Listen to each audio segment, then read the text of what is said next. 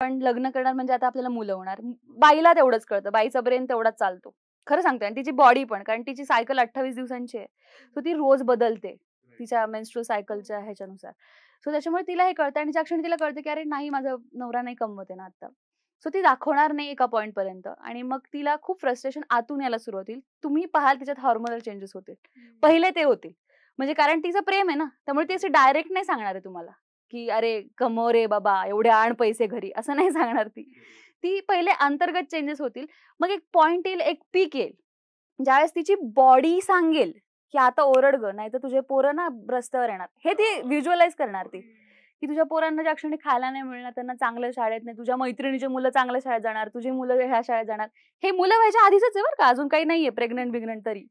हे तिला वाटतं आणि म्हणून मग ती चिडते. म्हणून चिडते. म्हणून ती नाही ते सहन करू शकत आणि म्हणून तिचा किती पण पगार असेल ना, तिला असं वाटतं की तिच्या नवऱ्याने पण